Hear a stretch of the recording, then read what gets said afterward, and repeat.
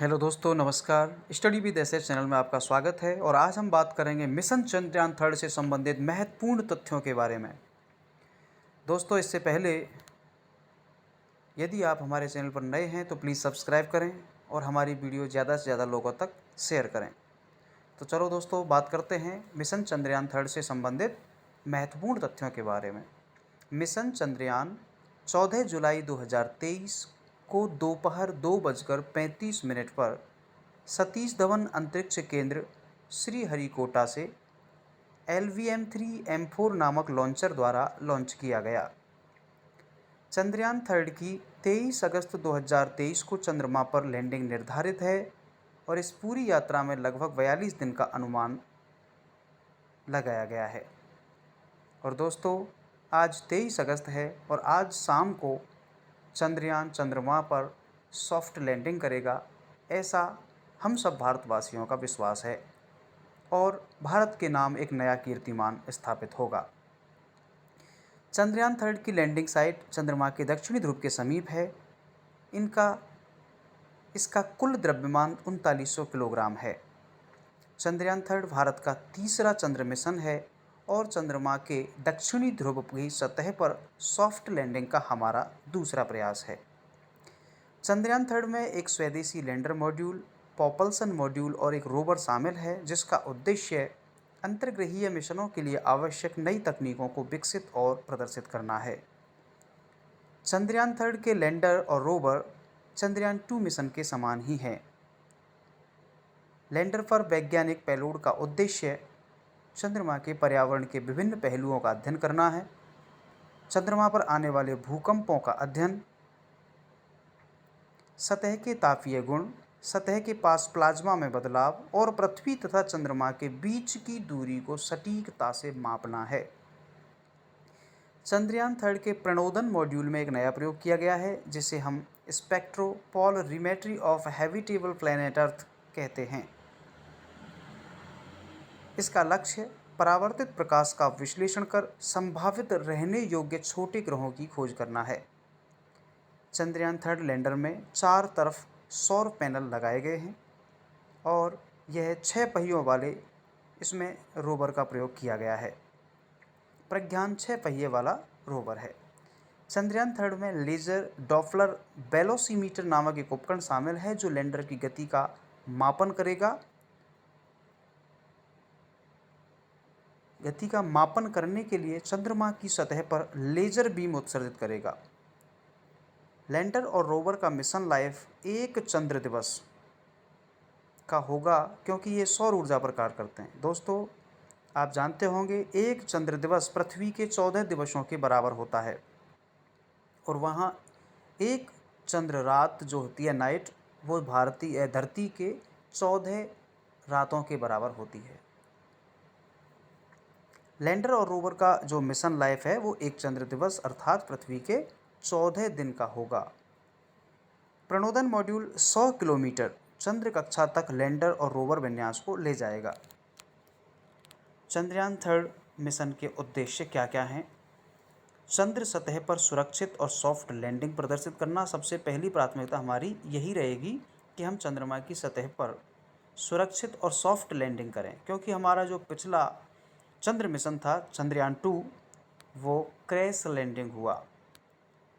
Rover को चंद्रमा पर भ्रमण का प्रदर्शन करना और यथास्थिति वैज्ञानिक प्रयोग करना, ये हमारे चंद्रयान थर्ड मिशन के प्रमुख उद्देश्य हैं। तो दोस्तों, इसी के साथ हम कुछ जानकारी देते हैं आपको चंद्रयान 1 और चंद्रयान 2 से संबंधित। चंद्रमा के लिए भारत का पहला मिशन था चंद्रयान 1, जो 22 अक्टूबर 2008 को सार श्रीहरिकोटा से सफलतापूर्वक लॉन्च किया गया। इसका उद्देश्य था चंद्रमा का त्रिआयामी मानचित्र बनाना या फिर चित्रण करना और खनिज मानचित्रण करना। प्रक्षेपण यान था इसका PSLV C11। चंद्रयान 1 ने चंद्रमा की सतह पर पानी और हाइड्रोक्सिल का पता लगाने सहित महत्वपूर्ण खोजें की थी। चंद्रयान 2 मिशन को 22 जुलाई 2019 को श्रीहरिकोटा के सतीश धवन अंतरिक्ष केंद्र से GSLV-M के थर्ड M1 द्वारा सफलतापूर्वक लॉन्च किया गया।